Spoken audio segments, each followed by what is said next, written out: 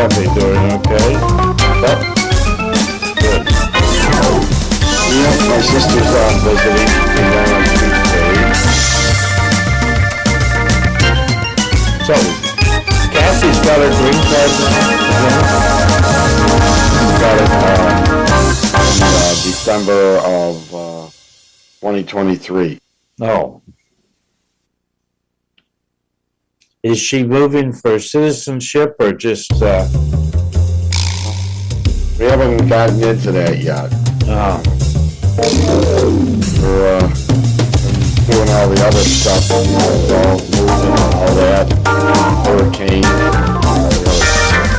think when we get back in New Zealand, and my son going to his wedding, I believe then we'll start looking into it. so when are you going to New Zealand? We're leaving February 28th. Then my son's wedding is March 8th, and then we'll come back here on the 12th.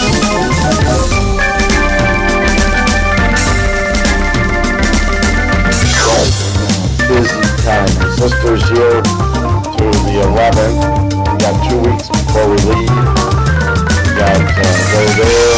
Then when we get back, like a week later, so a friend of ours is coming down to visit for a week or week and a half. And I think after that, we're done with all the visitors.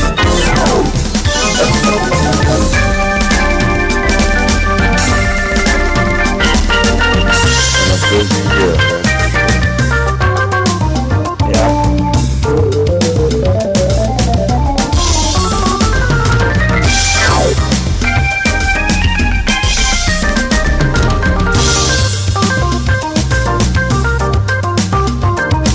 It'll be interesting now with all these tariffs and all the other things. All I know is the dollar keeps getting stronger, and I look, and the market keeps getting stronger.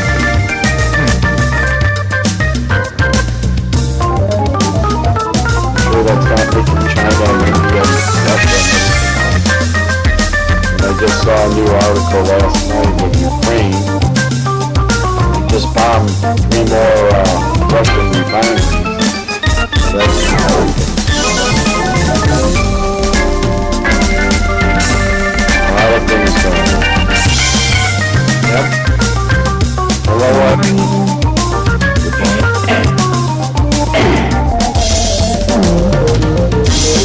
There she is. I don't see her yet, but I can hear her. I'm gonna keep, so my theory is that when I put my camera on, it lags. So for me, anyways, I'm gonna try to keep my camera off. No, push camera. There you go.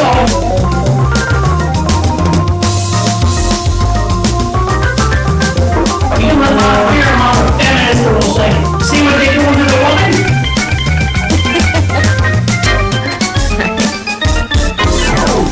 One second. I'll be right back because I just have to get in here real quick. I'll put it off the show. Okay. Yep.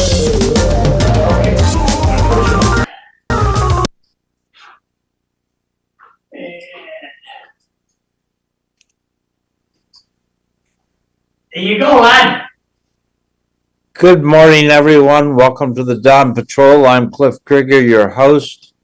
My co-host, Eileen Delrossi, is presently away from the camera, but she's with us. Mike Smith is with us from Florida. Morning, everyone. And we're hoping Fru Nkimbeng is going to zoom in here any second. We were hoping to have John Curtis, but given the road conditions, he's elected to stay home. No, he opted to come a different day. You what? Never mind, proceed. Okay. So, in history, on this day in 1637, the true tulip mania collapsed in the Dutch Republic, as one of the first economic bubbles, people started investing in tulip bulbs, and it was going great until it just all went away. And speaking of money, in 1690, the colony of Massachusetts issued the first paper money in the Americas. So we were ahead of our time. What was the denomination? 1690? No, the denomination. First printed money, was it the dollar bill? Was it the 5? I don't know. Well, okay. I assume it was a sawbuck. Well, not many people know what the sawbuck is. I'm going to guess that's the 20, but I have no That's a idea. double sawbuck. Never mind, Cliff. Nobody cares anymore. Please proceed. Sawbuck is a 10. It's an X. In 1787, the militia led by General Benjamin Lincoln crushed the remnants of Shays' Rebellion in Petersham, Massachusetts. These are the people from Worcester and further west who were unhappy about the economic situation and took to arms. This was before we actually got the Constitution. In 1830, the London Protocol established the full independence and sovereignty of Greece from the Ottoman Empire as the final result of the Greek War of Independence. And seeing this just reminded me of the late George Anthes. When George was here, we always used to talk about the Greek independence. Good In old 18 George. Were you going to say something, John? No, I'm good. Thank you. In 1870, the 15th Amendment of the U.S. Constitution is ratified, guaranteeing voting rights to male citizens regardless of race. Yeah, well, it took another 90 years to make that happen. And then the 16th Amendment of the U.S. Constitution was ratified on this date in 1913, authorizing the federal government to impose and collect an income tax. Yeah, why did they do that? Yeah. I'm blaming Woodrow Wilson. Yeah, he wasn't one of our best. Yeah. In 1917, the American entry into World War I begins when diplomatic relations with Germany are severed due to unrestricted submarine warfare. 1931, the Hawke's Bay earthquake in New Zealand, worst natural disaster, killed 258. Did you have any damage yesterday, Cliff? I don't know. I'm looking to Mike to be my New Zealand expert. No, we had an earthquake here yesterday. Didn't notice it. But interesting, we had one about a week ago, too. Yep. It was located, they were both located off, actually, I think we've had like 4 this week, off the coast of York. Okay. I don't know. I don't think they had as many deaths, but that one they had a few years before I went there in 2018 to New Zealand was pretty bad. That did a lot of damage. In 1933, Adolf Hitler announced that the expansion of Lebensraum, living room, into Eastern Europe and its ruthless Germanization are the ultimate geopolitical objectives of Nazi foreign policy. And yet we still got World War II. Today, in 1959, rock and roll musicians Buddy Holly, Richie Valens, and JP, the Big Bopper Richardson are killed in a plane crash along with a pilot near Clear Lake, Iowa. An event later known as the Day the Music Died, from which we get the song from Madame McLean, Miss American Pie. What caused the crash, Cliff? Don't know what caused the crash. Understood. I assume they lost power. How many engines did they have on the plane? What? How many engines did they have on this? I thought he had a 4-engine plane. 2. So they lost both engines. Bird strike. Yeah. Unlikely. I'm going to guess they all got high in the cockpit and somebody pushed the wrong button. That'd be bad. In 1998, the Cavalese cable car disaster, a Marine Corps pilot flying a A6 caused the death of 20 people when his low-flying plane cut the cable of a cable car near Trento, Italy. That was a mess. Not good. Norman Rockwell was born this day in 1894, American painter and illustrator. I think he sort of set the tone in the 1940s for American patriotism. In 1909, Simone Weil, a French mystic and philosopher, was born. She passed away in 1943. Hey, Eileen, can you make notes of whose birthday this is and then ask Cliff in about a half an hour whose birthday it is? See if he remembers. No. I would say, Eileen, picking up a book on Simone Weil would be Moon whale. good for you. Weil. Was she a big woman? No. Why was her last name Whale? Why what? Why did they call her Whale? Yeah. No, Wheel. Oh, like the round thing. Yeah. Wheel, like wagon wheel. I got you. In 1920, Henry Heimlich was born. American physician author. He invented the Heimlich maneuver to help deal with people that are choking. Well, that begs the joke of these two Southern guys. They're in a diner, and this woman, she starts choking. And so the guy says, I think I can go help her. I know this thing called the Heimlich maneuver. I'm going to give it a shot. So she's choking. Are you choking? You choking? So he pulls her pants down, and he starts licking her behind. And she immediately coughs up her breakfast. She slaps the guy. So what are you doing? He says, it's called the Heimlich maneuver.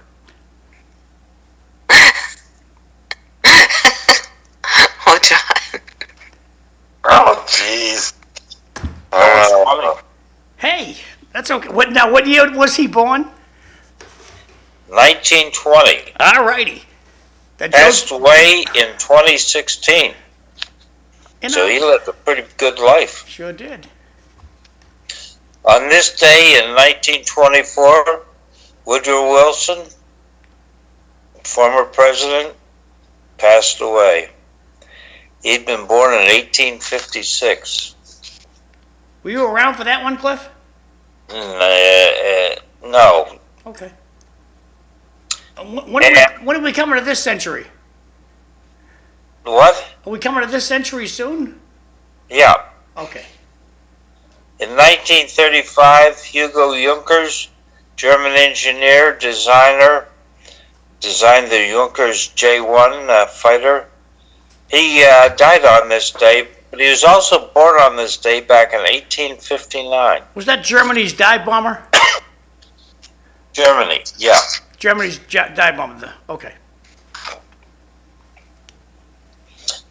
Today is the earliest day on which Donut Tuesday can fall. Well, March 9th is the latest. Hey, do you know yesterday was the last official day of Christmas? Yeah, I didn't Candle know. Mass. I didn't know that until I went to Mass. The last day of Christmas was yesterday. See, Catholics should continue to shop until yesterday, I guess. Oh, that's good. So, we got some of our wiring fixed. What's the dog's name? Max. The dog's. That's Max. Lux? L-U-X? Max. He sleeps like a real human. So M-A-X? Yeah. Okay. Nice dog. Good morning. Okay, thank you. He doesn't want to be interviewed at this hour. Back over to Cliff. Yes. So yesterday we got some of our wiring fixed, and the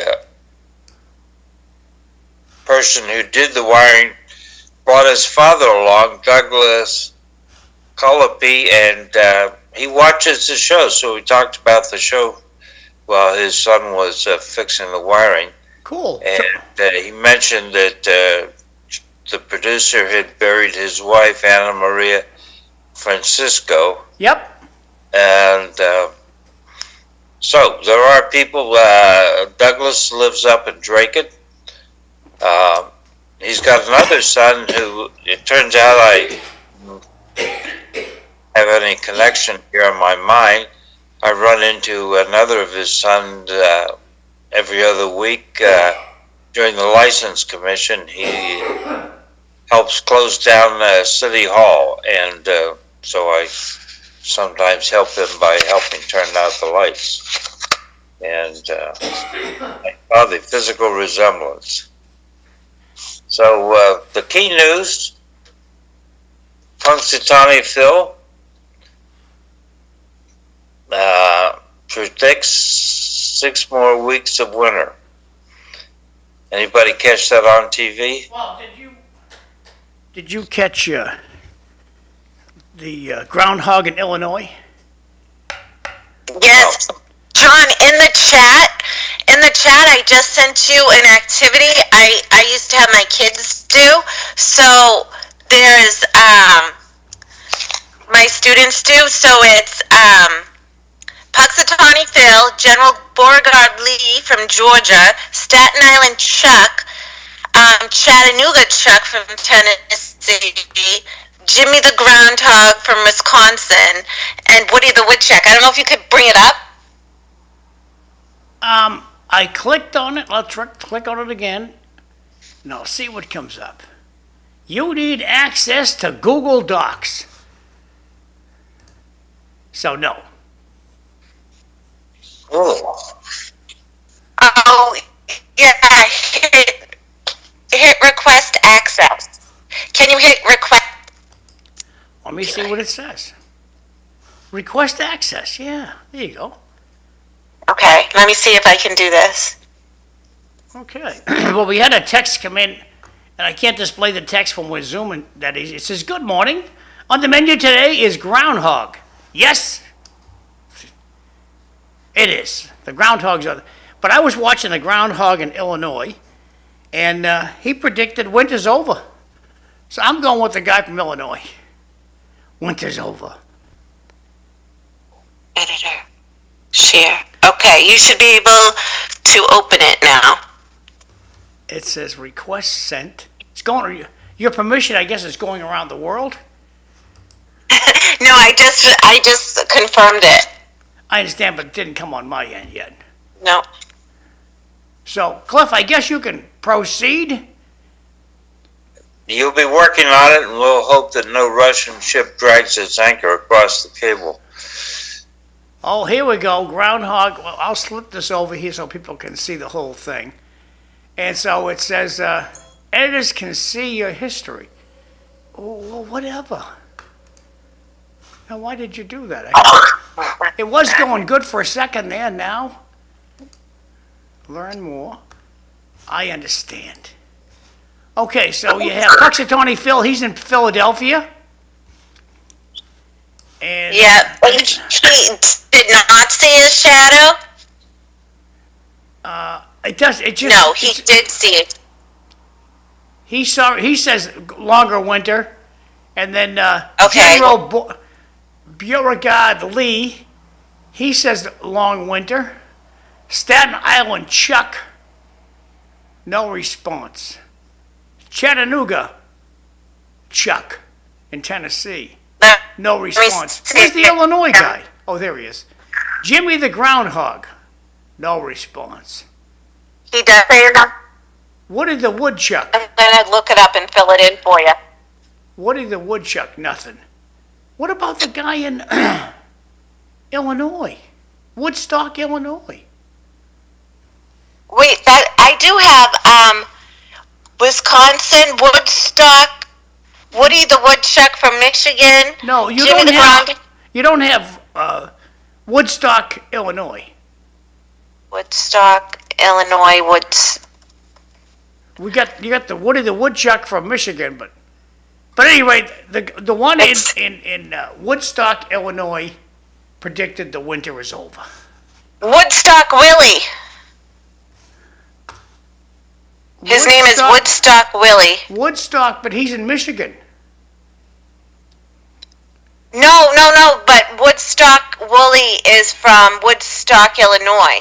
Well, all righty. So how do you want to move forward here? Go back over the cliff, or are we going to still? Yeah, go back over the cliff and I'll fill that in. All right. We'll come back to this important subject. Please All right. proceed, Cliff. Air disasters. I was a little unhappy with the Boston Globe on Saturday. They had nothing on the Philly crash in their email newspaper that they sent to me. So it made me think that they're still bitter about Benjamin Franklin moving to Philadelphia. Fru's here. Hello, Fru? Good morning, Cliff. I'm having some connectivity problems, so I zoom in with my phone. I'm trying to work on my computer. All right. Yeah. Understand. Now the So that reason, was an air ambulance returning a patient back to Tijuana, Mexico. Eileen and I talked over the weekend, and she asked me about the possibility of these crashes being terrorist events. I didn't think that was the case for the accident down in Washington, D.C., but Jim Buba sent me an email and made a suggestion it could have been a cartel sending a message. That's terrorism. So good thinking, Eileen.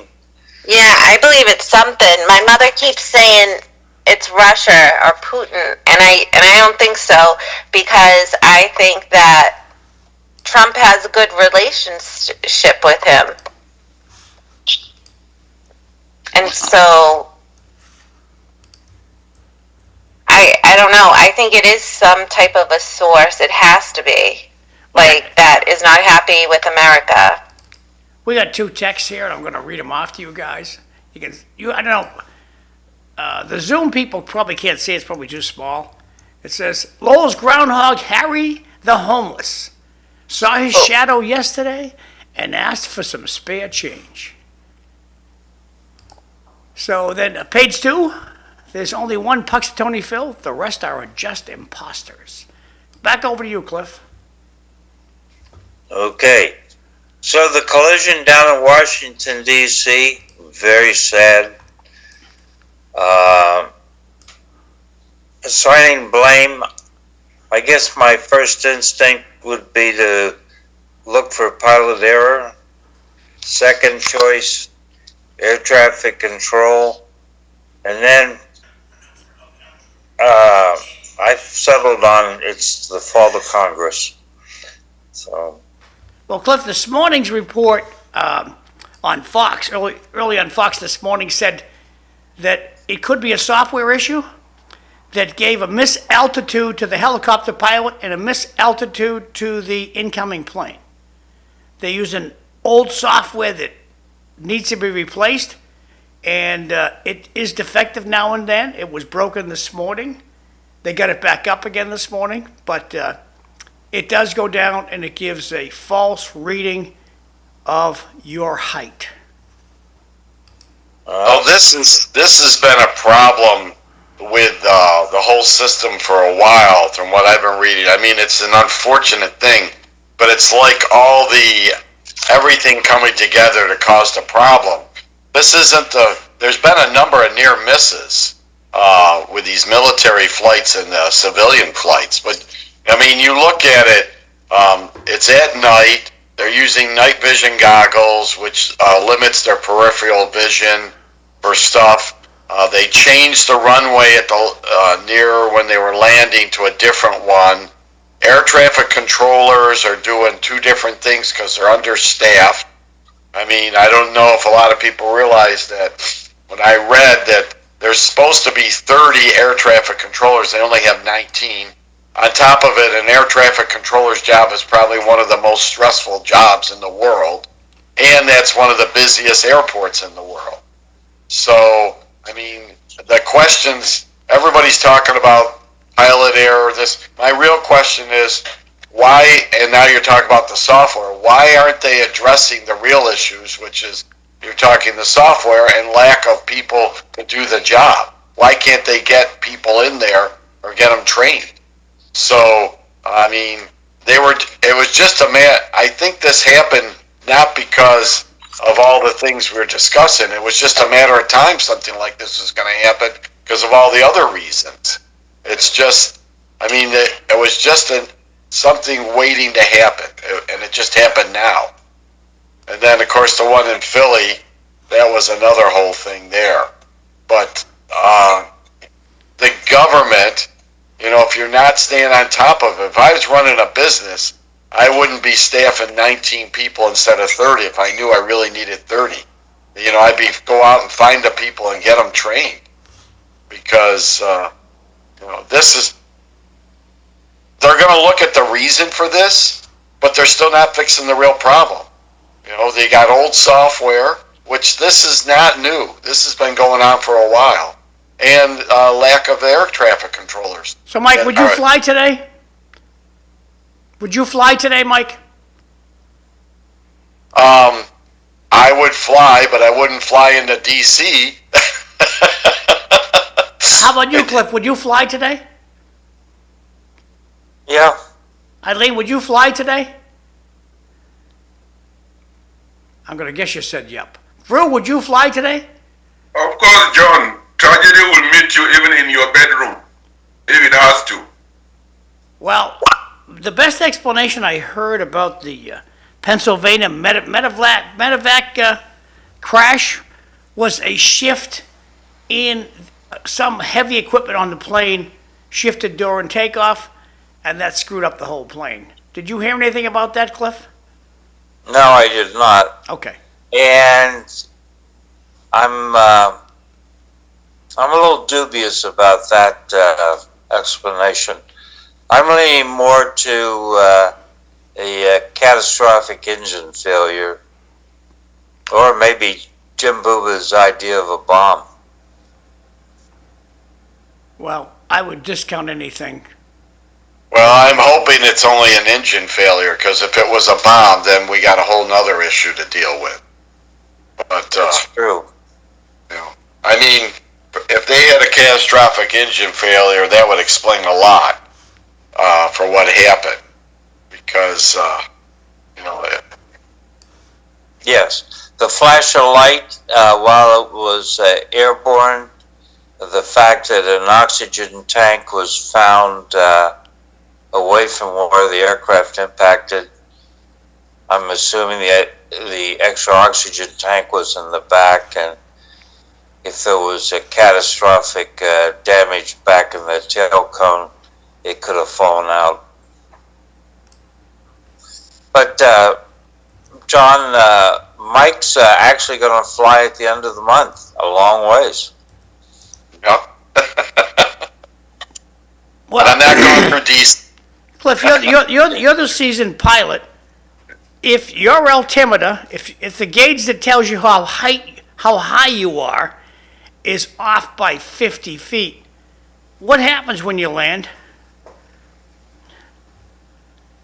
I'm probably not paying attention to it when I'm landing. I'm either following the instrument landing system or whatever the ground control approach. Well, I'll change the question then. When the tower tells you to stay at 200 feet, do you look at the gauge on your dashboard, or do you look out the window? That's 200. Okay, if I'm told to maintain 200 feet, then I use the altimeter. And if the altimeter is off by 50 feet, what does that mean?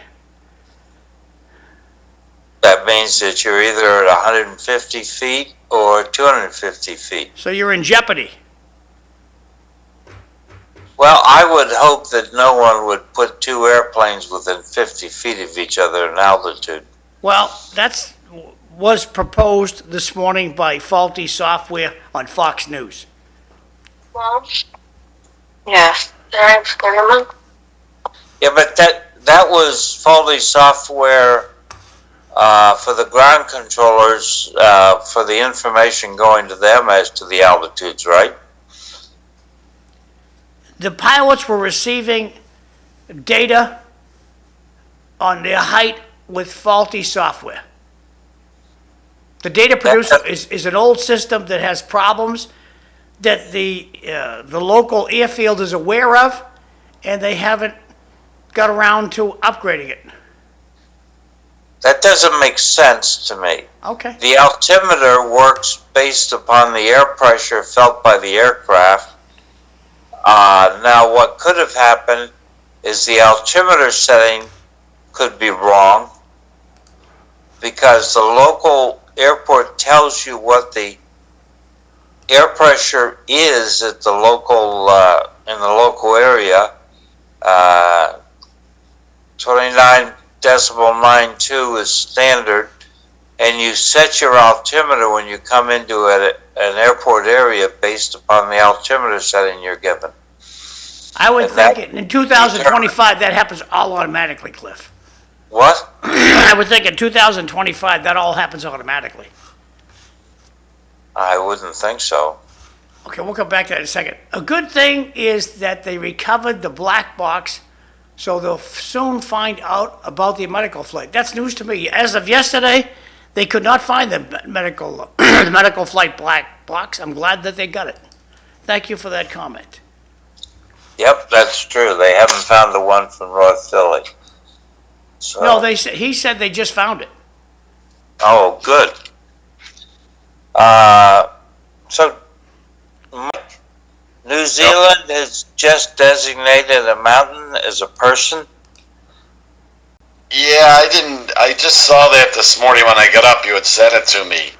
I'm going to have to look at more of that. I mean, are they trying to do like we did the presidents, at Mount Rushmore? I'm not sure about that. I'm going to have to look that up and get back to you on that. How about taking away your pronoun in the USA?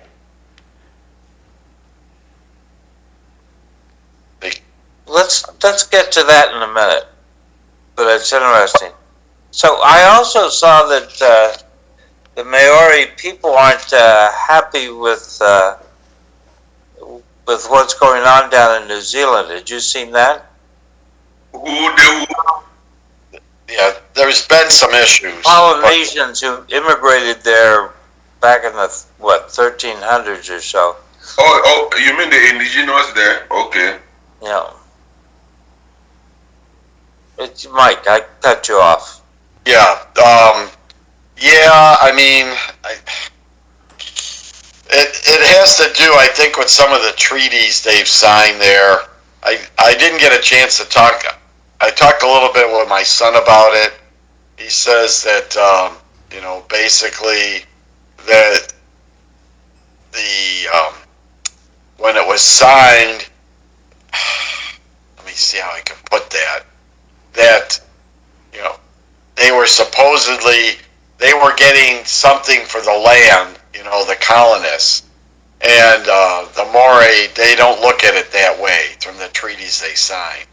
So that's all, I think it's going to end up in the courts to get this settled out. And, because in New Zealand, they teach both languages besides English, and they teach English and Maori. Everything is in dual languages. So I have a feeling that this is going to go to the courts and try to settle it out. That's the latest that I know.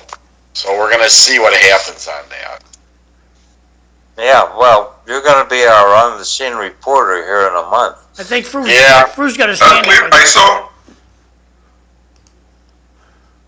Good. I saw on in TV. There's a video there of the Maoris, members of assembly in New Zealand. They came there. I think there was a bill that was about to pass. They stood up and started chanting and dancing and tore the bill together. Is there any problem there between the indigenes and the government?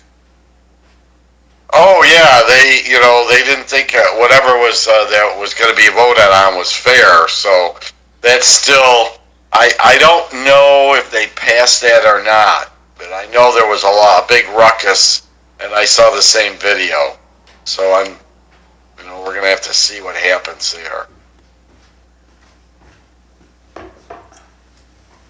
Hey, shifting continents, Fru, did any of the African heads of state get invited to the inauguration here in the U.S.? Not even a single one, Cliff, as I could see, but I don't know why. But I think from my own, if you ask my own personal opinion, this is a personal opinion. I think that President Trump is sending a powerful message for them to get their acts together, because they have a lot under their feet, but they cannot organize themselves. They are always looking outside for handouts. So when he makes certain derogatory statement about calling them the S name, they jump on that. That is what most Africans would want to, but they will not take care and fix their own problems. Everything they will run to outside for loans, for whatever. And while they are sitting on diamond, gold, everything. Speaking of that, can you point to the Congo, Democratic Republic of the Congo on your map? You see, this is Congo, big, like bigger than the whole of Europe. And this is little Rwanda, which is not even up to 1/20th the size of Congo. My finger is covering the whole country, but this is Congo, the whole this area. Yeah, there was an article, I think, in the New York Times and a couple other places on some organization, M23,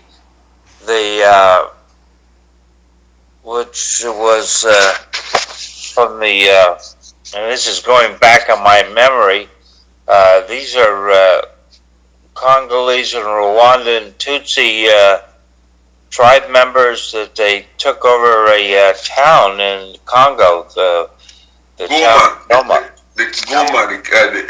Goma is the second biggest town in Congo. It fell to the rebels, M23. That's the information I'm getting from the news. And the South Africa and the other East African countries, they are struggling to see how they can resolve it. But you will know why that place is unstable, right? Well, because of the mineral value, right?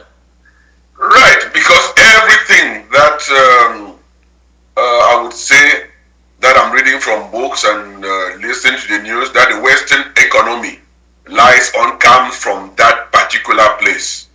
And now you will see the reason why that place cannot be stable. Yeah, I read that Rwanda is stealing $1 billion a year in minerals and gems from Congo. That seems. Well, but when you see the size of Congo and Rwanda, you think that if that is really the rationale, who is Rwanda and who is behind Rwanda? Rwanda is just the curtain on the window. So who's behind it, Fru? Well, if I told you that the Western economy depends on the resources, because there are minerals that can only be found in that place that run our cell phones, that space exploration and everything, they come only from that place. Well, let me just put it this way, okay? Africa is plagued with a bunch of crappy governments. You got a bunch of crooked people who are running the governments down there. Now you can't know everything, Fru. Is the Congo government, are they elected officials, or how do they get to be in power? But John, I think we had discussed on this. If you put someone in a place, and do you think that person has any authority over you? No, those guys that are there are not the true representative of Africa. If they want to represent African interests, they will be gone in a minute by coup d'etat. Understand that? Back over to Cliff. Okay, so John brought up the issue coming back domestically about pronouns. Apparently people are dropping their pronouns, their preferred pronouns, are dropping them from their signature block. Has anybody else seen this? I've never bought onto that that system, Cliff, and never will I. I am who I am, Fru. No, nothing. When you look at me, you can see. Yeah, well, Cliff, why I brought it up was talk radio said that the president ordered all federal offices, all federal employees to drop pronouns from their signature. And that's what grew the idea out of my head. I heard that Pete Buttigieg and Congresswoman Ocasio-Cortez had dropped their personal pronouns from their social media. I never used any of that stuff, but because I couldn't process what it really meant. So one of my friends tried to, well, it's this. It was a city employee telling me. I just couldn't process a good reason to put it up. So I'm glad it's going away. I go with the old line, you can call me anything you want, just don't call me late for dinner. Mike, you got any thought on this? I mean, why do you have to? I mean, people have a name. That let them be called that name. I don't understand I never really understood all that. All these pronouns they came up with. I just think it was people trying to justify something different. I didn't see any reason for it.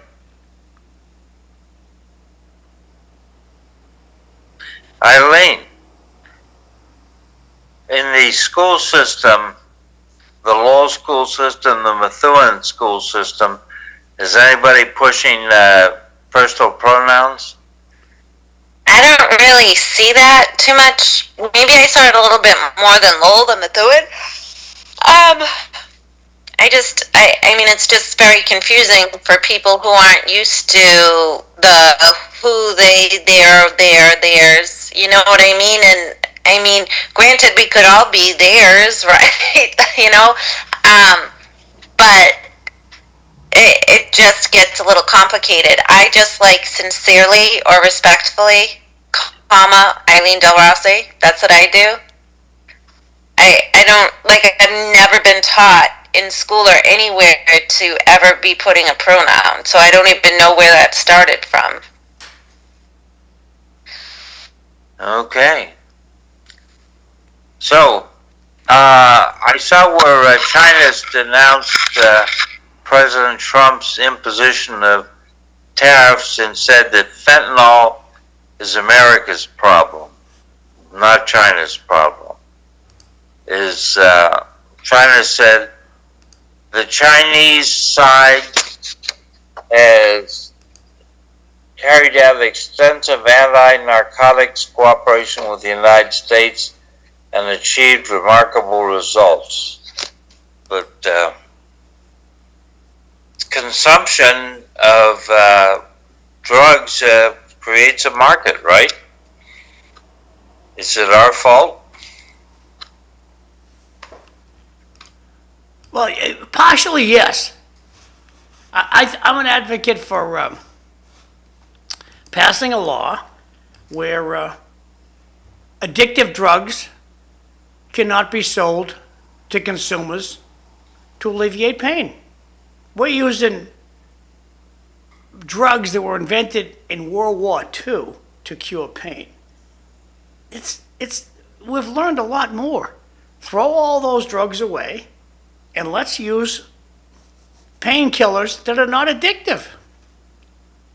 Thoughts? And you think that'll solve the fentanyl problem? It will help, Cliff. Okay. You don't think it'll help? I think it'll help on the margin. And, People have been doing drugs for a long time.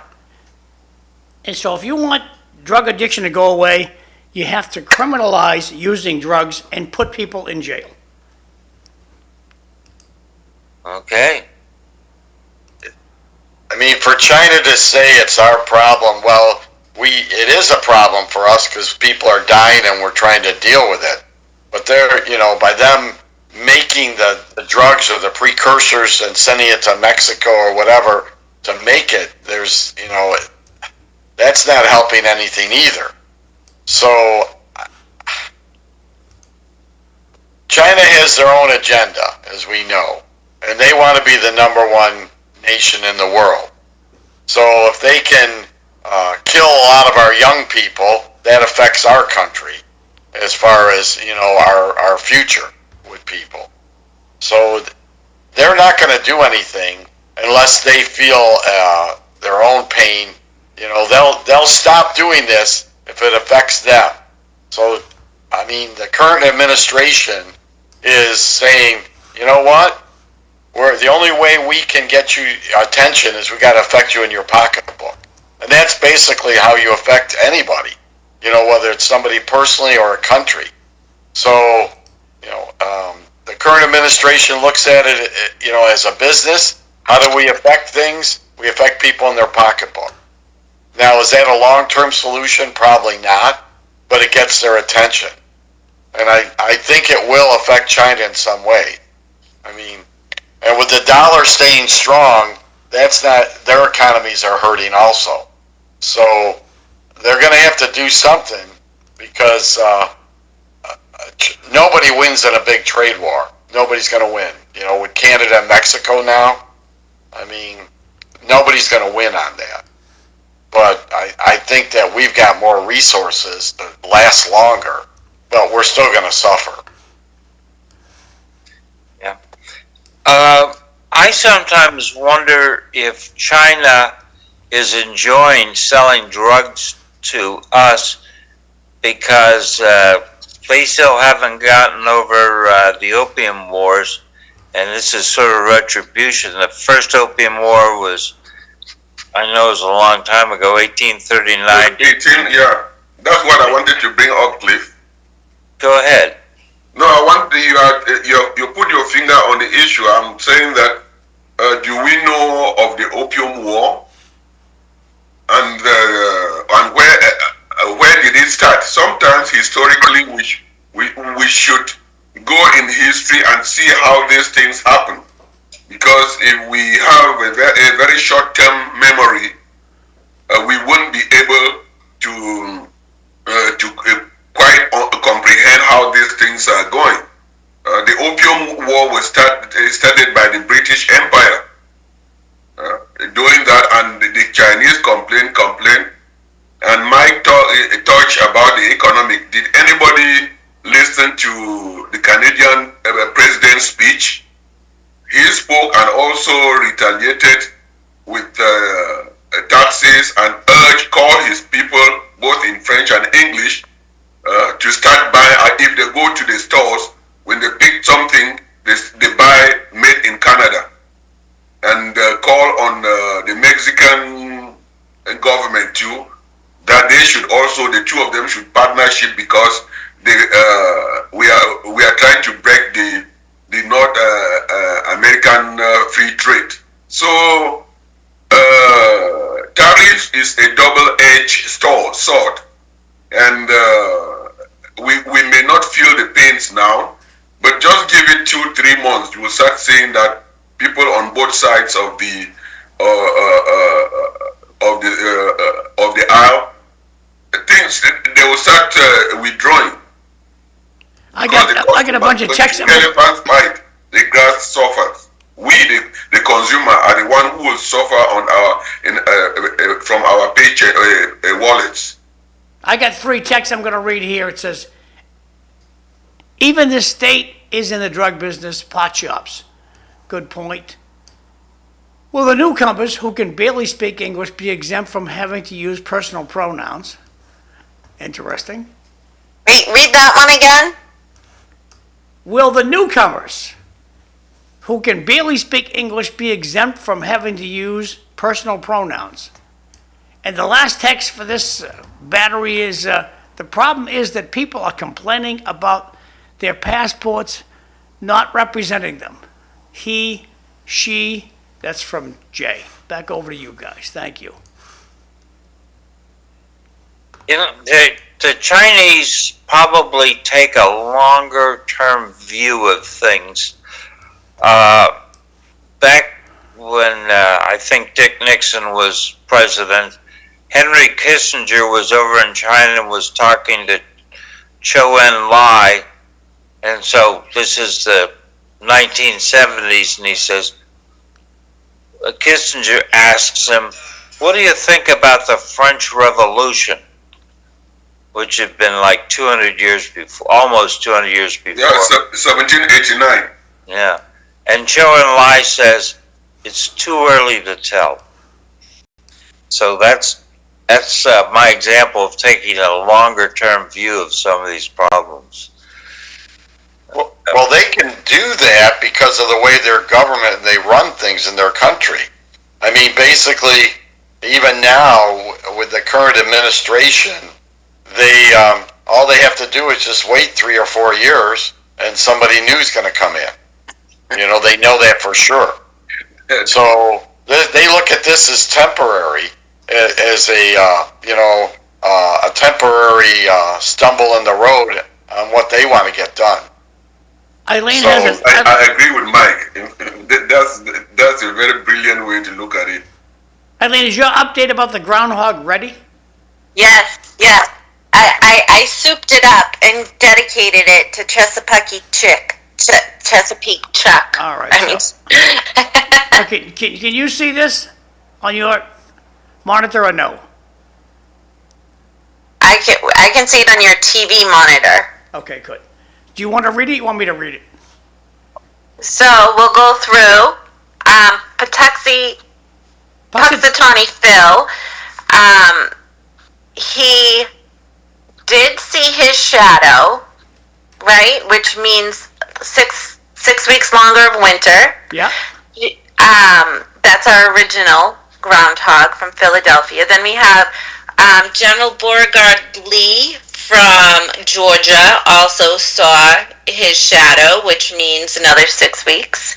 Staten Island Chuck, this cute little rodent right here, saw his, did not see, so here we're saying that we have an early spring, did not see a shadow. We have Chattanooga Chuck from Tennessee, and he did not see his shadow. Then we have Jimmy the Groundhog from Wisconsin, who's reporting 60% accuracy throughout its life, and he did not see his shadow, which means an early spring. We have Woody the Woodchuck in Michigan, and that he did see his shadow, right? So that we have a longer winter. We have Woodstock Willie.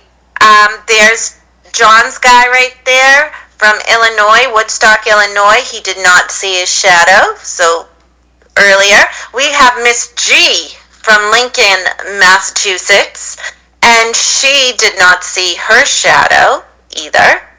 Good job, Miss G. We have Bee Cave Bob from Bee Cave, Texas, and Bob saw his little shadow there. And we have Harleysville Hank from Harleysville, Pennsylvania. Little, it's a plush groundhog who did see his shadow. And we're dedicating this to Chesapeake Chuck. Chuck retired in 2024 after 11 years of prognostication, resides in Newport News, Virginia. So the overall score is winter over, or we got 6 more weeks? I think most, let me count. So 1, 2, 2 to 2, 3 to 3, 4, 5. I think it's a tie. Okay, so it's a guess. I'd just like to make a note. When Eileen says Punxsutawney Phil is Philadelphia, he's actually closer to Pittsburgh. He's west of Harrisburg, which is the center of the state. Punxsutawney. Well, most people don't know what Pawtucketville is, so that's just you gotta be a local to know this stuff, you know. Comment from the audience: Jimmy the Groundhog sounds like a bookie. I bet he is. Good point. He's reporting 60% accuracy, so he's on the books and everything. I mean, Yeah. Thanks, Eileen. Where is Pawtucketville, John? Where is Pawtucketville? That's God's country in Lowell. Look at the map. It's on the northwest section of Lowell. Yeah, it's the way I saw it. It's God's country. So, what do we think about this plan to force federal workers to return to the office? Has anybody got a view on that? I think it's good. I mean, I think it's good for people to go into work. Well, my take on listening to the President Bellyache about this, we have a reasonable amount of employees that are suspected to never go to work, and they have a second job, and they just collect. And that's the reason, one of the big reasons why everybody's got to go into work. That's my takeaway from what happened last week. Well, I can give you actual data and a true story about this. My uncle worked for the U.S. printing office, and he was, before he retired for many years, he worked as proofreading for the Senate Finance Committee or whatever. He did a lot of the reading, proofreading during Nixon for all the inquiries and all that. But his boss, who was an appointed position, he says he never even saw him there. He was off doing other stuff. This has been going on, some of this for decades, where they're not coming into work. So I'm a firm believer they should be into work. They should show what they accomplished for the day. They should have tasks. They should have, show results. That's our taxpayer dollars are paying for that. So we need to have them in there and be accountable. Otherwise, why do we got all these buildings and stuff? If we're not going to have people come in and occupy the buildings and get stuff done and be accountable, then get rid of the buildings. Well, my big issue is, how do you manage? Okay, so a lot of times, like today because snow covered the ice and you can't see where the ice is, you got to be extra careful. By the way, there's no delay anywhere. Everything's on time in lovely Lowell, Massachusetts, and Tewksbury. There's no delays anywhere. I'll double check in a minute. But my problem with today is you have fresh snow on top of chunks of ice. Most parking lots were ice covered yesterday, and now they're disguised with a fresh coating of snow. So I told my colleagues yesterday, if you can, work from home until it becomes 40 degrees. When things start to melt, you can head into work. And they're all perfect. They have a phone they have a company phone right there that rings at their house. They're online. So it communicates rather well. But that's how we manage my little staff. I think it would make me nervous to be working in your business and working from home. What do you think they're going to be doing? Well, quite frankly, they process insurance claims. Oh yeah, okay. They talk to cemeteries about how much space is really in a grave. All these little things that they call a doctor's office. Hey, doc, you got to sign that death certificate. So a lot of my colleagues are on the phone all day, coaxing people to sign death certificates, open graves, get the crematory ready. All kinds of little things happen, and it's done mostly over the phone. I see. I can do it from a different angle. I mean, I was about 30 minutes away from me on a good day to drive into work. My employer expected me to make it into work. If the roads were open, if there was not an emergency where they closed the roads or whatever, I was expected to be into work. So I'd always look at the weather ahead of time and say, oh, the weather's going to be a little more difficult tomorrow. I got to get up earlier and leave earlier to go to work. Well, Mike, did you have an internet option? Was the internet option there, Mike?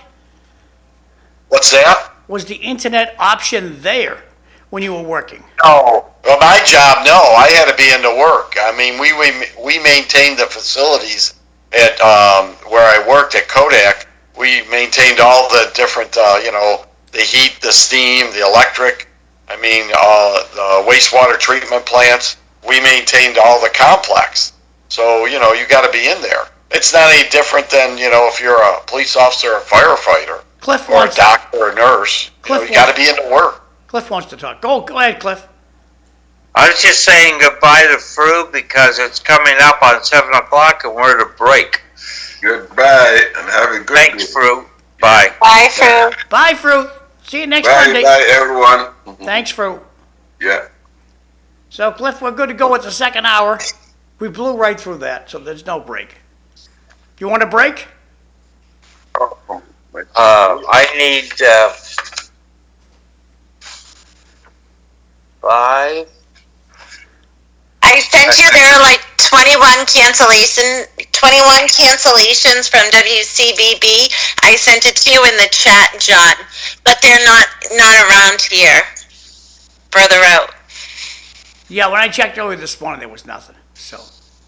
Okay. I'm ready. All righty, we'll go back over to you, Cliff. Let me see what's going on. I don't want to close too many windows here. All right. Go ahead, Cliff. Good morning, everyone. Welcome to City Life Show. I'm your host, Cliff Krieger.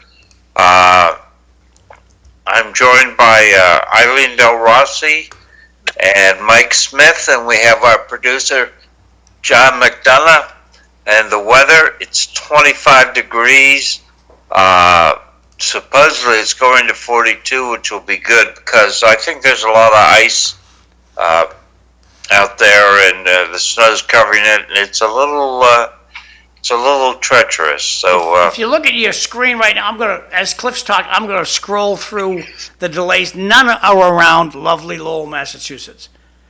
Closest one's Bishop Girton. They have a 2-hour delay, but everything else is not around here. Go ahead, Cliff. Okay. I mentioned in the first hour,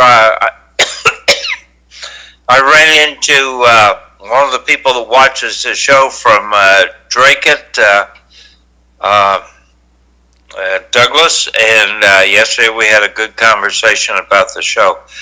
We were hoping to have John Curtis on, but he's been slipped to a new date.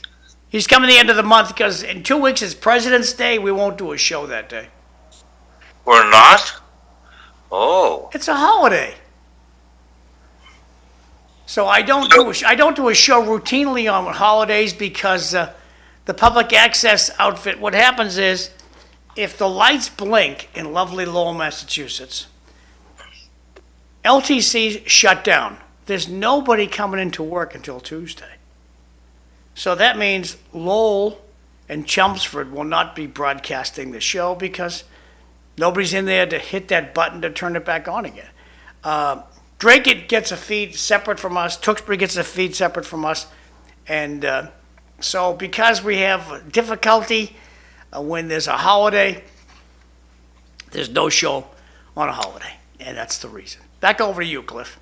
Okay, so a friend of mine wrote within the last couple of days that national education assessments continue to decline since 2020. Now for the fifth year in a row, 50% of U.S. adults are unable to read at the 8th grade level. 33% of U.S. high school graduates never read a book after high school. 15% of U.S. students are dyslexic. I'm not sure that's an educational problem. Is it, Eileen? Dyslexia? That's a condition. Right, and it just, I think it goes to show that maybe the lack of, reading or ability could be due to that percentage of people who have dyslexia, potentially. It's really hard to say. Those are scary stats. Can you read them one more time, actually? Well, I'm still going. Okay. 19% of high school graduates cannot read. Less than 26% of high school 12th graders are proficient in math. And that's not improved in the last 20 years. 2/3 of students who cannot read proficiently by the end of 4th grade will end up in jail or on welfare. I'm going to read that one again. 2/3 of students who cannot read proficiently by the end of 4th grade will end up in jail or on welfare or producing a show like City Life. I don't know. Were you proficient at reading in 4th grade, John? I was not a scholar until I get to embalming school. I used to just go into school for camaraderie. I want to take a look at this. Is my neighborhood, and you can see where they've done what they can to remove the snow, but that's all ice. Wherever you go, it's all ice. So today on your way to wherever you might be until it gets way above freezing, a lot of people are going to be walking in the street because you can't walk on the sidewalk. The sidewalk's loaded with ice. So pack your patience if you're going out in your car. Thanks, Cliff. Yeah. Okay, students who don't read proficiently by the 3rd grade are 4 times likelier to drop out of school. That's not a good thing. No. People dropping out of school. So we're suffering from a breakdown in education that the current public school system is not addressing. I'm really bothered by this. 2/3 of students who cannot read proficiently end up in jail or on welfare. Well, Cliff, since everybody passes, what is the... why should I have to study if everybody's going to pass? Why should I study?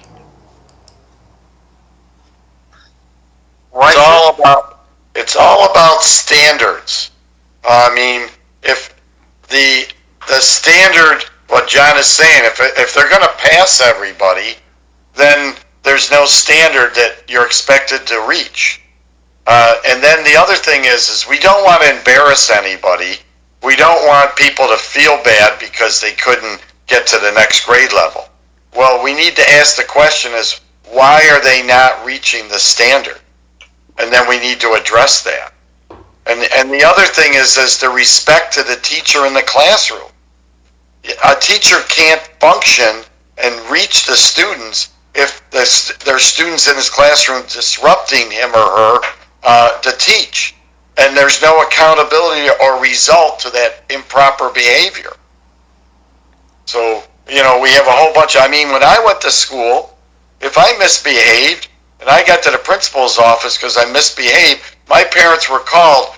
And not only was I in trouble with the school, I was in trouble with my home because I disrespected the teacher. And, I've got different friends that are teachers, and they talk about, how tough it is to teach in the classrooms because they can't, heaven forbid, they raise their voice or embarrass a student because they're misbehaving. So we need to get back. The reason why other countries like China and that are so far in education, because when you're in the classroom there, like my brother, when he's teaching college classes there, he said if the sky is dark red or purple, the students just said, okay, and we're going to listen to the teacher, even though it may be wrong. But there was you came there to learn. And the teacher was in charge, and you better pay attention and respect the teacher.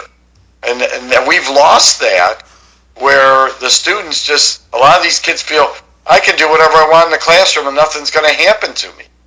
And that's a big problem. Maybe, I know Eileen is involved with, teaching, but I've talked to different friends of mine, they say it's just so tough in the classroom to manage, especially the kids that are disruptive.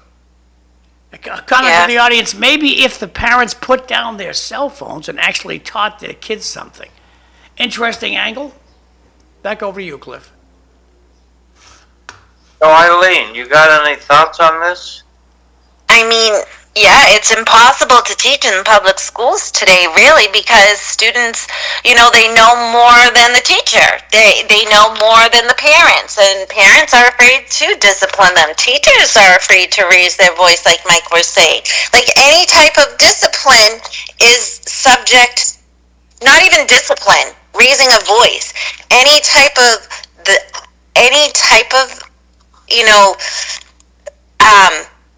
relaying like, hey, you shouldn't be doing this in class is not okay anymore. Therefore, it's like students are running things and then getting parents involved, and everyone's got a lawyer or an advocate now. And it's just sad because it's like, okay, at what point? And I tell my students this all the time because they often complain about their teachers. I'm like, if this is the toughest part of your life and day, then you're going to be so broken when it comes to life. Like, this is your easiest part of life. Like, you need to fake it till you make it, smile, and do what you need to do, because that's your job. Your job right now is to be a student. And they just want to complain and say everything that a teacher is doing is wrong. And it's unbelievable. They can't look at themselves or think about even how to do the work. All they want to do is criticize their teachers about their teaching style and the work and how they react to situations. So I think whatever's happened to society over time has flipped this all on its head. Well, where are they learning that from? They're seeing that in the media. They're seeing it, their parents. They'll go home and claim, oh, my teacher's so mean to me. They gave me a 0 because I didn't do my homework. So what happens? The parents go in the next day and go to the principal's office. Your teacher needs to let my son or daughter redo their homework or test. And how can they be so nasty to my kid and give them a 0 because they didn't do their homework? So that's part of the big problem there. And the schools, they don't back their teachers up. So there's a shortage of teachers because people who are smart, I'll use myself as an example. I wouldn't want to be a teacher, not that I couldn't be a good teacher, because I've done that outside of, in other areas. but because who wants to put up with that environment every day? Yeah. And they're not attracting the best people. The best people are deciding not to go teach. So we're not always getting the best people either. We've had a position available in Methuen, a special ed teacher, which I want to say maybe, 10 years ago would be scooped up really quick. Who wouldn't love a position working with Lake Elementary kids? But not one person has applied. All day long, my phone's blowing up with these special ed teacher jobs to take on a temp position. Who would want to? Right. You're absolutely right, Mike. There's absolutely no type of respect or type of expectation on the student's part to do their job as a student. Yeah, in other countries, that behavior is just not tolerated. Just not tolerated at all. So they, that's why students go there. And, people in those, in other countries, they want to do good in school because then they'll get better jobs. And, you don't get, in the other countries, because I'm not doing well, I could just apply to the government and be on welfare for the rest of my life. That doesn't happen there like that. Yeah, they don't have anything to look forward to. Unfortunately.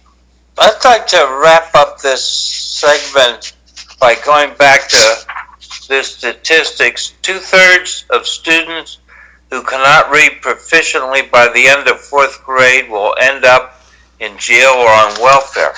Actions have consequences.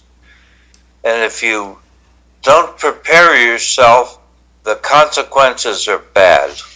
But that's what this generation doesn't understand now, because our generation has become so much of what it has become, and they don't understand consequences because nobody gets consequences now.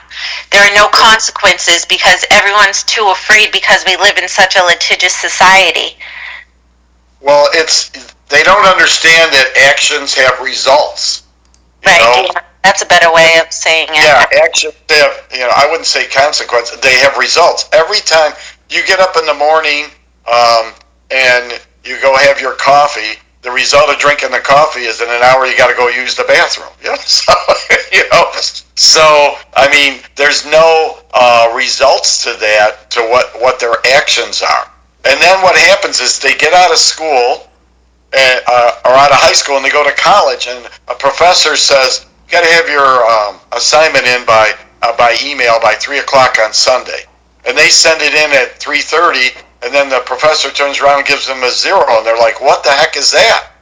Because in high school and all the other times, their parents were coming in and saying, you got to let my kid retake the test so they can get into college, or how could you give my kid an F? He's better than that, So they've never had to be accountable for their results. I mean, when I went to school, I studied because that's what's expected. And if I didn't get grades, there was a consequence to me. My parents had a consequence that, you don't get to go out and go to the movies next weekend, or I can't do things until the next marking a better report. There were results to my actions, and when you go and work for people now, they find out there's results to your actions. Yeah. Well, let me ask Eileen, do we still have a junior ROTC? At the high school, yeah. Do the junior ROTC students tend to do better than the average high school student? Well, just right off the bat, they're going to, they're waking up earlier, right? And that's automatically right there to get into school. I remember when I worked at the high school, I would come in early, and those kids would be like ready out there in their uniform. They wear a uniform, they don't complain, so I would say right off the bat, yes. So, yeah. Somebody asked a question over the weekend. Do we allow recruiters access to the high school students here in Lowell? Recruiters access to the high school students. Yeah, they always have a table in the cafeteria. Well, good. Well, there's an opportunity for our high school students. So. Well, I mean, you think about the military. I know from Kathy talk about her daughter in high school, how, she was disorganized and she had, didn't study as well in school and all that. She went into the Air Force, the military. You go into her house now and it's like all organized, clean. She plans things out.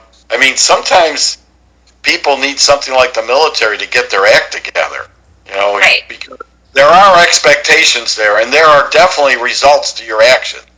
And, in the military, too, as, Cliff knows, he's been, I have not been in the military, but my dad wasn't. Friends of mine were. They use a lot of different things, like your platoon or your group is going to be punished for one person's actions. So they make sure that you're accountable and you do what you're supposed to. Got two comments from the audience. It's a total lack of respect for the law. That's from Buford T. Justice. I like that movie, too. Kids aren't taught good work ethic. Well, I just want the audience to understand that I don't care what town you're watching from, we're paying $17,000 for each kid in that class. And if you pay $17,000 for something, don't you expect to get something out of that? In this business, if everybody passes, I see for a lot of the kids that need help, they're going to flounder through their whole life. Back over to Cliff. But I mean, especially in Lowell now too, like look at where all that money is going, John. It's all going to what? The high school top-heavy administration? It's ridiculous because we've created such a cesspool, especially in our city. I mean, I think I could probably easily break down where all that money has gone to, and I almost slipped on the ice. It is very slippery, people, so be careful out there. Yeah, you can't see the ice. That's a problem. The thing is not only the students in classroom feel they can do things. We talked earlier about the parents are afraid to do anything. When I was growing up, there were consequences. When my son was growing up, there were results. And it's funny when I talk to him and how he does the same thing with his son. There's chores. You will be practicing your reading every day. You will be doing this. If you don't do it, there's a result to it. Mike, when it was your time to be a parent, how much time did you spend at home? How much time was Dad home? And I think that has changed drastically in America, where Dad is out of the house, if he even lives there. But even if you do have a traditional relationship where your parents are both in the house, your dad's working two jobs to pay for your iPhone and your internet and your laptop. And parents work more now. Every household I know of, both parents worked. Growing up, my mother did not work. She was home taking care of the kid. My mother was always home. And things have changed, Mike. Yeah, but you have to make an effort. It's when my son was born, my ex-wife and I, we both worked full-time jobs. You have to plan and you have to make an effort when you're home or to do things. You have to, being a parent's not easy.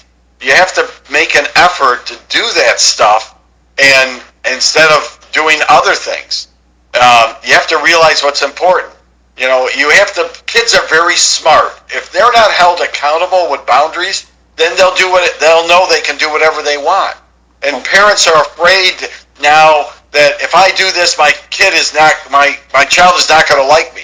And I look at it as, so what? My dad didn't care if I liked him or not when he held me accountable for stuff. And it's the same thing. You have to do that and worry about whether your kid's going to like you later on. if you do the right stuff, they will realize that later on. Well, Mike, where is Parent School in lovely Lowell, Massachusetts? I think the gal's name is Zoe Dzinku. She's been charged with educating parents.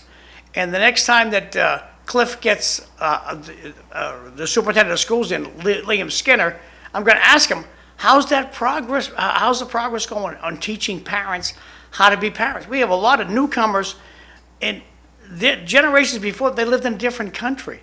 It's a whole different world to these people.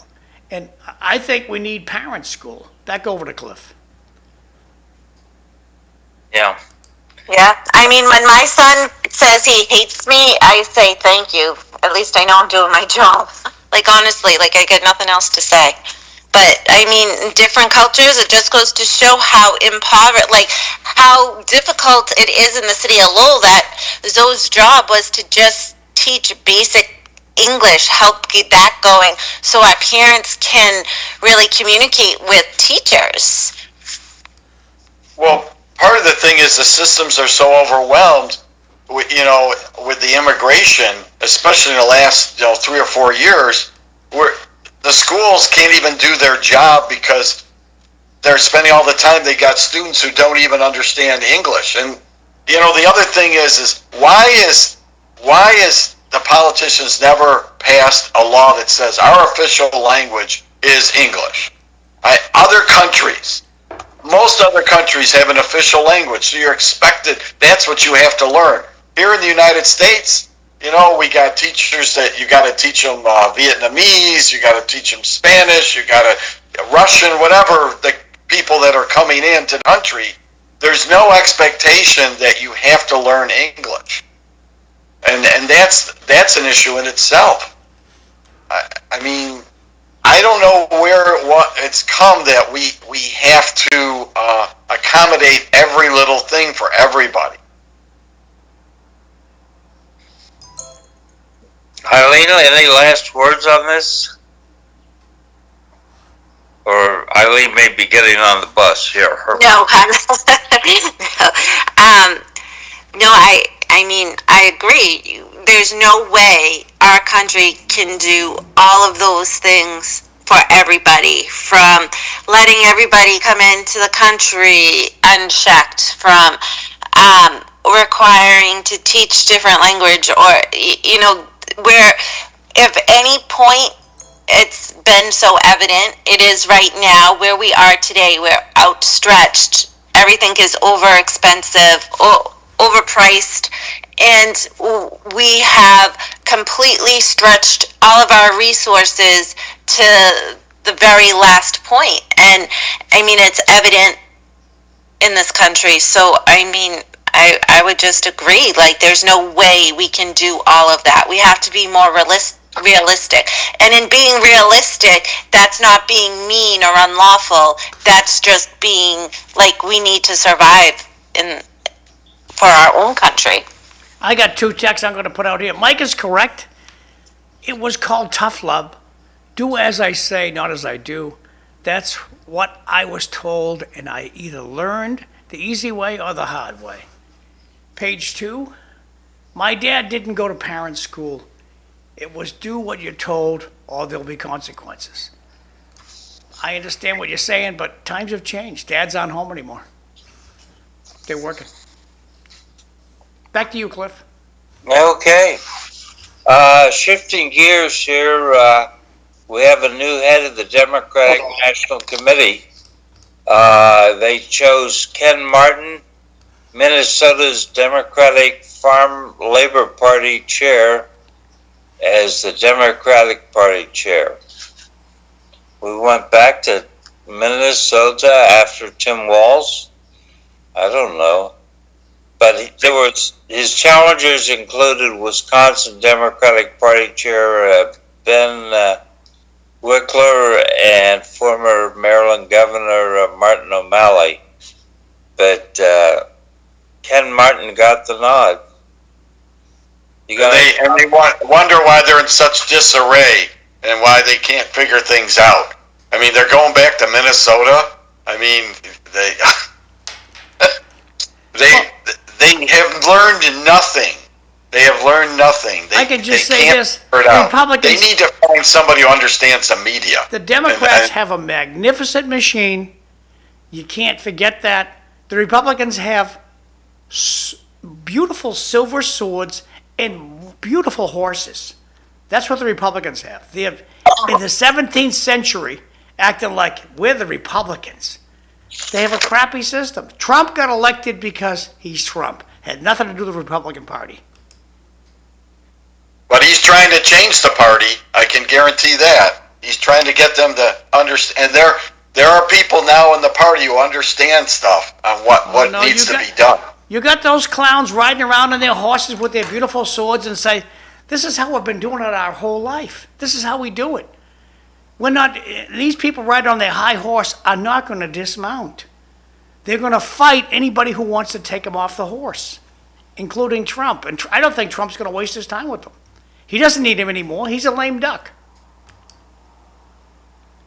That's why he's doing stuff so quickly, because he knows he's got limited time.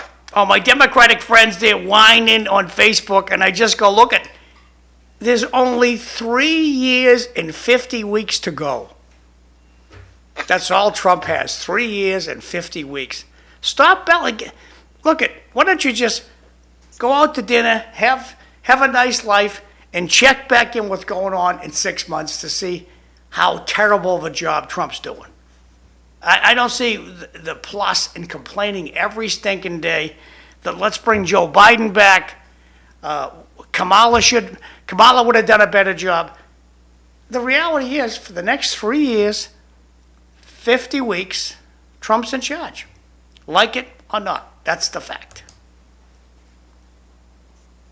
I would be spending all that time trying to figure out how we're going to win the next election and how we're going to, get people to vote for us. I mean, I wouldn't be wasting my time whining.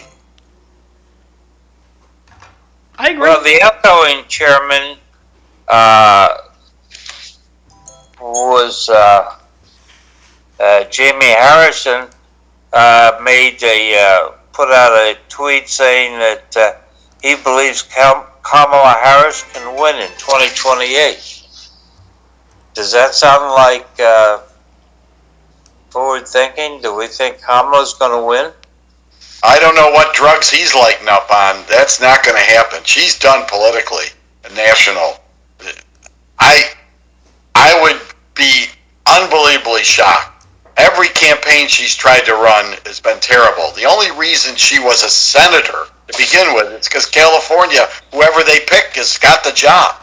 I mean, all they did, once they picked her, she was a shoo-in, There's no way that she was going to lose. She's never, running against Trump or running before. She found out that, this is the real world in politics, and it's not a gimme, as far as that goes. I don't get it automatically because I'm running in that position. So I don't think she's got the political wherewithal and the understand people. Now, 2 comments from the audience. I did not watch the Democratic convention over the weekend. Right now, the Democrats are in a free fall. Did you see the chaos when trying to choose a DNC head over the weekend? I did not. Any of you guys see that? No, I didn't see it. Going on to page 2 here. Trump is a big chair because Trump is in the big chair because of the last years of the Biden administration. Interesting point. Back to you, Cliff. Yeah, can you read that one again, John? Yeah. Trump is in the big chair because of the last 4 years of the Biden administration. Has anybody heard from Joe Biden? No. Well, I think part of Joe Biden's problem was the lack of communication from the White House. I mean, Trump, every time he steps out to the helicopter, he goes, "How you doing, kids?" And he always talks to the helicopter. As for why President Biden didn't take advantage of that audience that's always sitting outside the White House is puzzlement to me. Yeah, it is kind of puzzling. Well, maybe Trump, not puzzling. yeah, but Trump is a master at the media. He's been doing this his whole life. And they talk about Biden being a politician his whole life. Well, obviously he didn't learn something, or in his later years he wasn't capable Michael, of doing. I'd love to use Bill Topia's video as an example called the Texas Sidestep. Every politician out there, when you try to interview a politician, it can be in City Hall, it can be in the State House, it can be. Let's try to get Lori Trahan to zoom in someday. It's never going to happen. She's busy. She's not busier than I am. She's not busier than Cliff. She's not busier than anybody who's here today. She's just as busy as Cliff is. But Cliff's been trying to get her to come into the show, and we get crickets. Cliff has I think we need to give Cliff a lot of props. He has a very high rejection threshold. I mean, it's not easy. You look at Trump. You look at Trump in his first week. He did more interviews and did more interaction with people and the press than Biden did in the last 2 years at minimum. I mean, he took every question. He took everything. People asking him all kinds of stuff. I mean, this is what people want. They want somebody that they can get information from. They want to know that somebody's doing something. I mean, Biden, he'd do press con. Oh, wait a minute, I can't take a question from you because you're not on the list. I mean, you never see that with Trump. He doesn't care. He'll take questions from anybody and answer things. So you don't have to like his answers. You don't have to like the way he's doing things. But at least people, they get the feeling that he's doing something. Where Biden, you never knew if he's doing anything. And how many times did we discuss on who's really was running the country the last year Biden was in office? At least with Trump, he's in charge. Yeah. So 2 weeks ago, Selena Zito, a reporter out of Western Pennsylvania, had an article, and she was talking about Trump and made 2 points that I thought were important. One is that Trump would go out and, as Mike says, talk to anybody. And that was good for Trump and good for his campaign. And the other thing is, he went to places where he was not going to win the Electoral College votes, but yet it allowed him to interact with people in a way that translated into votes in other places. Like, there was no benefit to him directly of going to rallies in New York City, but yet going to those rallies, I think, paid off for him in other locations in terms of voter turnout. And that's why he won both the popular vote and the Electoral College. Can I just say goodbye right now, guys? I'm sorry. I don't trust myself, walking outside with all of my stuff to not, trip and fall. When I just went to start my car, I almost did with nothing in my hand. So I'm going to say goodbye for this morning, and thank you. And I hope you guys have a good week. Okay, good luck. Thank you. So, I mean, he could. People could relate to him. People could not relate to Biden. We talk about the elite and riding on your horses and that. So you look at Trump. He's over there. He's serving people from a McDonald's. The thing with the trash. I don't know how to explain it. He connected with people, that people could feel that he understood them. And you never got that with Biden or Harris at all. So, people, they're saying, how can we be any worse with him? At least when he was president before, we weren't worried about inflation. We weren't worried about, it was an unbelievable comparison between the two presidents. because when Trump was president, inflation was low. People were working. They felt that they had money in their pockets to do stuff. With Biden, prices were high. People, they didn't feel that they could do things. They were more in debt. They didn't feel confident in the country. So it was a great comparison to pick on. And some people, a lot of people said that, we're going to go with Trump. At least we felt that it was better under him, and maybe he can make it better again. Now, whether he does it or not, it remains to be seen. But I mean, when I hear from people that they're saying, Trump is this, Trump is that, give the guy, 6 months or a year to see if he really can come through and make things better. I mean, I didn't like Biden when he was elected, but I said, we got to wait and see what he can do. And I see more and more people that they don't want to, if they don't agree with something, then the other person's wrong. They're like, cancel them out. I hear it from people down here all the time. Oh, Trump is so terrible. This is this and this. And I'm basically saying, wait and see what happens. I mean, you expected us to wait and see what happened with Biden going in the office. So, don't make your opinion so quick and jump on things so hard. Hey, John, do you have any announcements for us for today? No, I don't have the calendar for food over the senior center yet, so no. Okay. Well, and the other thing I want to add in, Cliff, is, politicians, John talks about the Texas sidestep or whatever. Trump ran on something, and he did, one thing about Trump, you don't have to like it, but he did stuff, he followed through immediately on a lot of stuff he said he was going to do. He didn't even, right then, the first day, the first week, he's doing all the stuff he said he was going to do. And you may not like it, but he told everybody what he's going to do if he was elected. Compared to most politicians. I mean, Biden was supposed to bring the country together and unify everybody. That doesn't mean anything in people's pocketbook and what they got to do day to day.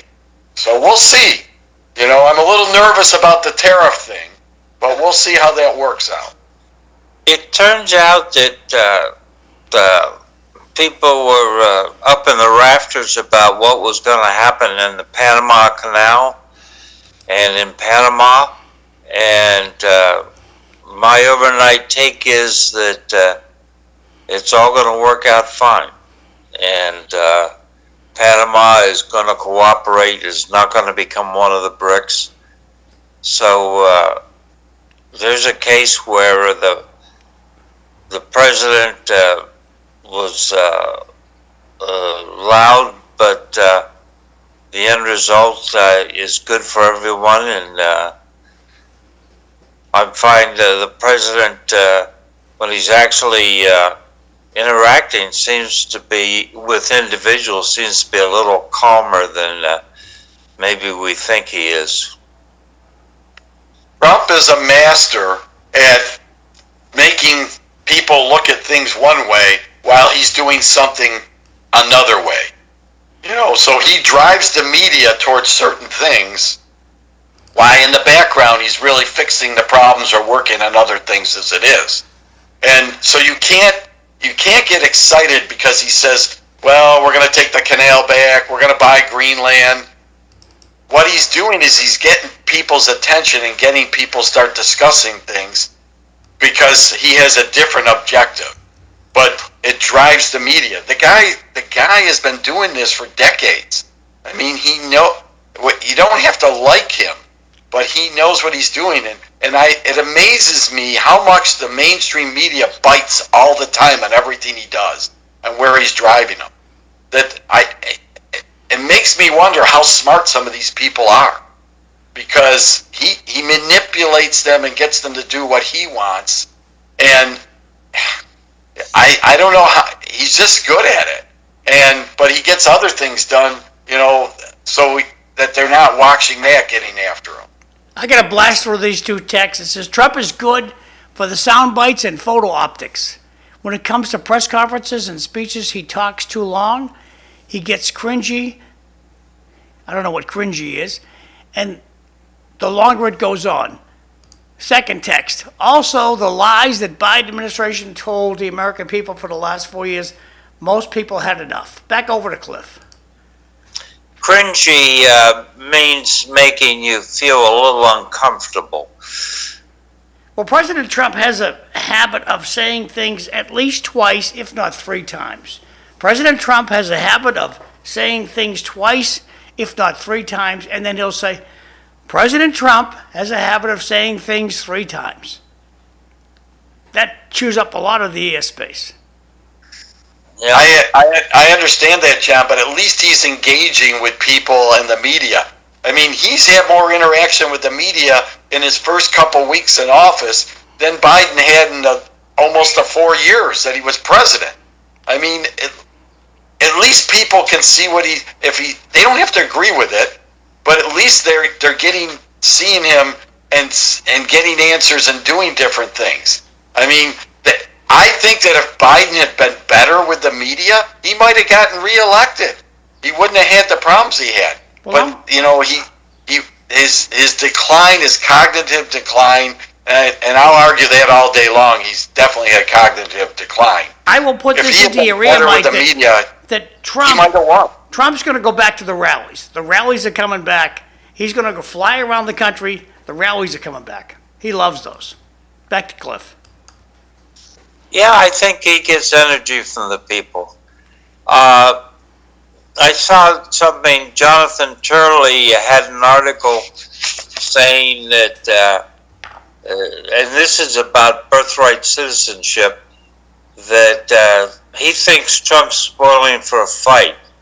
And this whole birthright citizenship is a win-win for Trump. Now, birthright citizenship is the idea that if you're pregnant and you're in the United States and you drop the baby is an American citizen. There's 2 ways of looking at these things. It's either you were here or you're an American and therefore your child is an American citizen. Most of the countries of the world, your citizenship is based upon your parentage.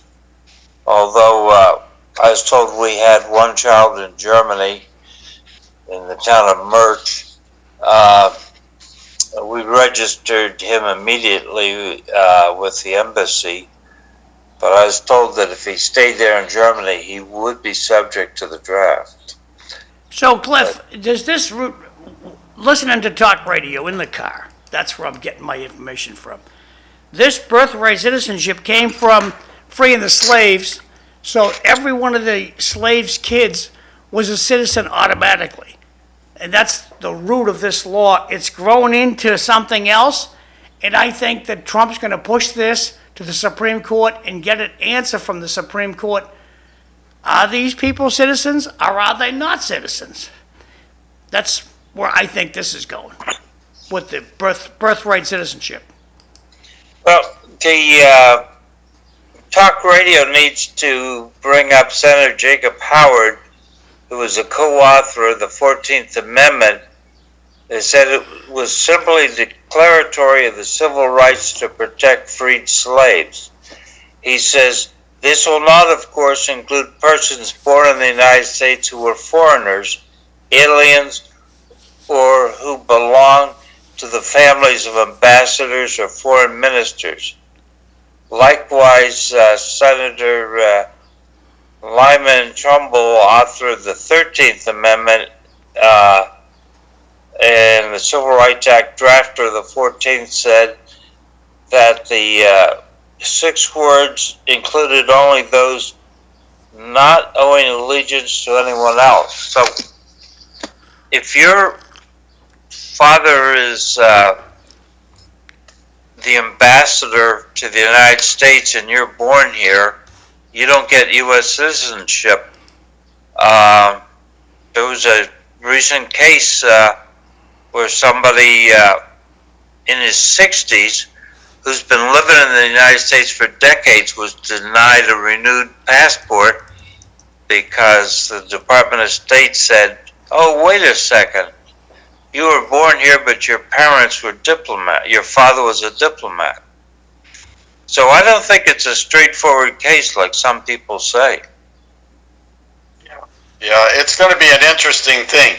I don't know if it's going to be completely overturned, but I think that if this gets to the Supreme Court, which I believe it will, they're going to make some change. They're going to interpret some changes there.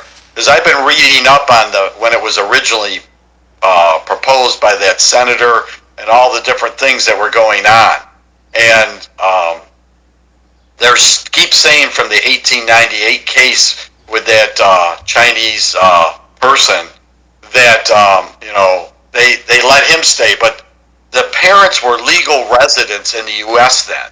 They were already legal residents, and I think that the Supreme Court, I may be wrong, but they're going to look at it from the illegal and the who they have their allegiance to.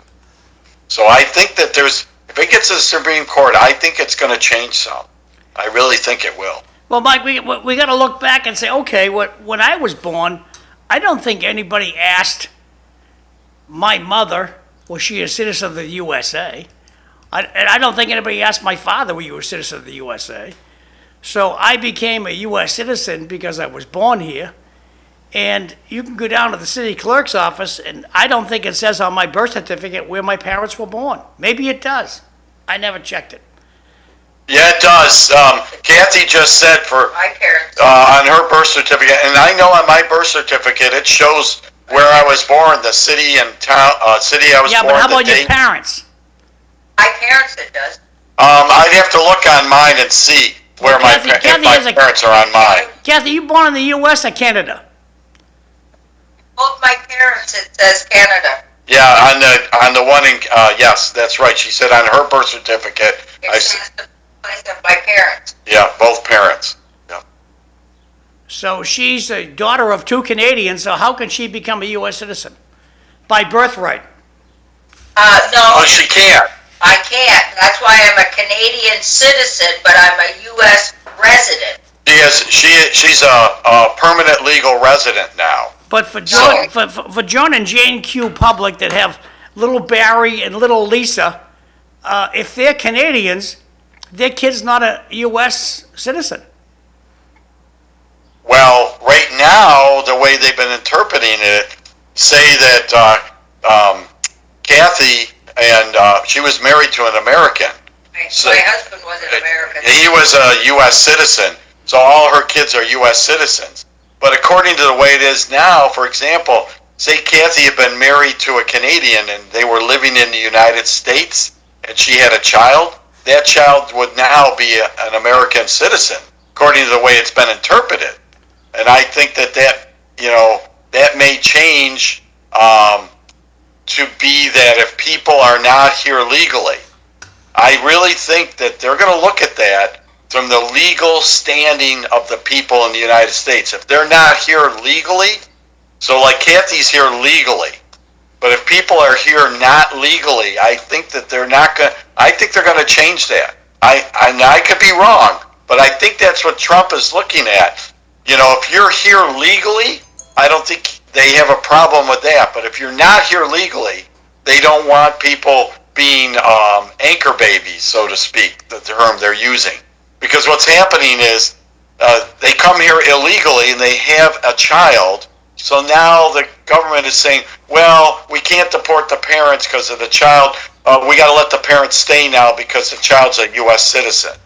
And I think they're going to try to push to get that changed. I really do. I think that the big thing that Jonathan Charlie was saying was this is win-win for Trump. One, he gets a birthright citizenship thrown out, he wins. And if he doesn't get it thrown out, he still wins because there are so many Americans who are upset about illegal immigrants. It's going to look like he actually was on the right side of it, and it'll provide the basis for perhaps a constitutional amendment. Personally, I like birthright citizenship. If you manage to drag your body ashore and you have your kid right there on the beach, I think that should be an American kid, but not everyone agrees with me on that. I think it's coming down. Trump, again, is a master of what's going on with people. People are upset about illegals being in the country. So he's using that to say that, well, if you're upset about them being illegal, then if they have a kid here, why should they become a U.S. citizen and get all the benefits of being a U.S. citizen? Because their parents were here illegally, so they should not get that benefit.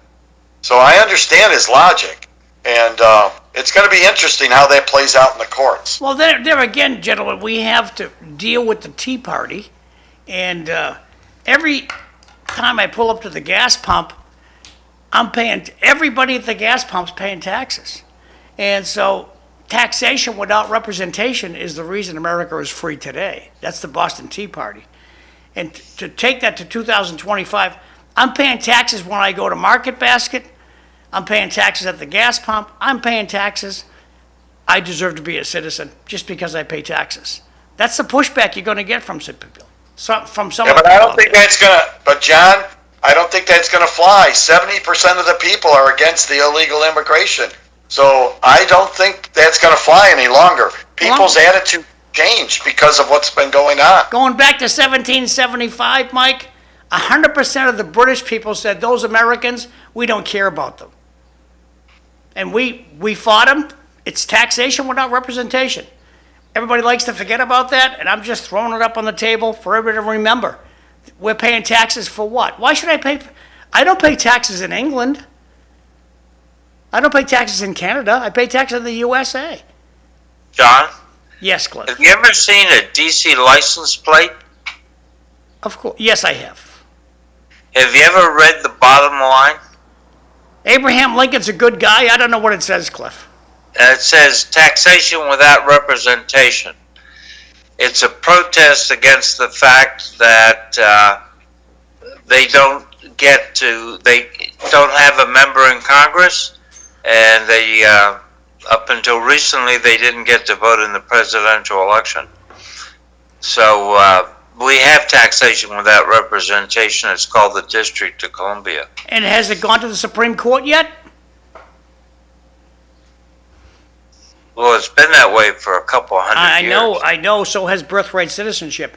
And that's never gone to the Supreme Court. I'm not sure it hasn't gone. But it's going now. I'm pretty sure. So, there was an article, we're down to only 6 minutes. There was an interview, a long interview in the New York Times of Ross Douthat, who's sort of a duty Republican in the New York Times, with Steve Bannon, who's part of the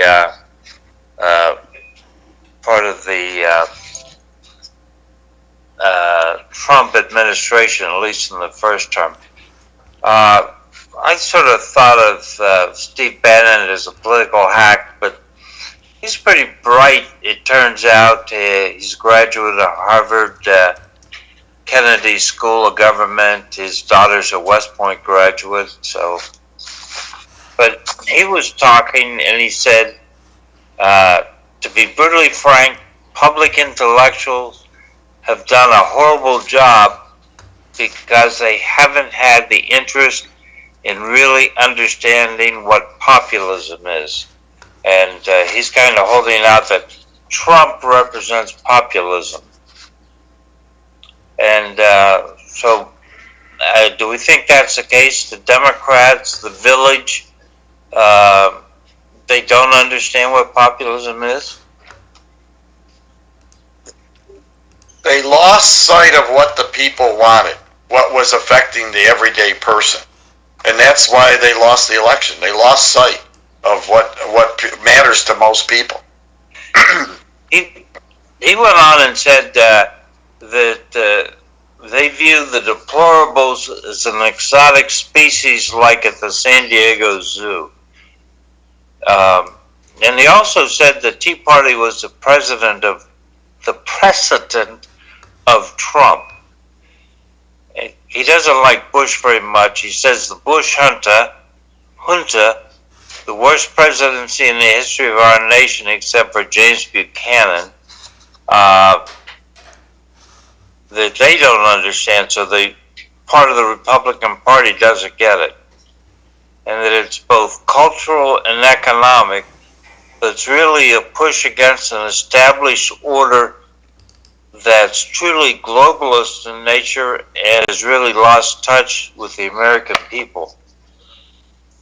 One of the things he worries about, he sees this as a consequential 4 years because of AI, Musk talking about putting chips in people's brains, and he says, are you going to take a chip? Are you going to let your kid get a chip in their brain?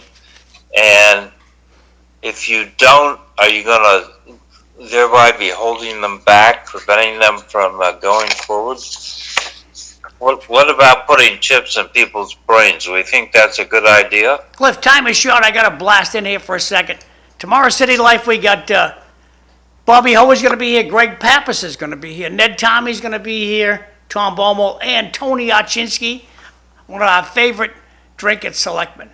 Moving right along today. If you're really wondering what they're having for lunch today over at the Senior Center, they're having lemon pepper chicken. Tomorrow they're having my favorite, a stuffed pepper. And the last text of the day says, great show today, thanks to everyone for getting up and zooming in. Back over to you, Cliff. Okay, so back to Steve Bannon wrapping up. He says that with Chinese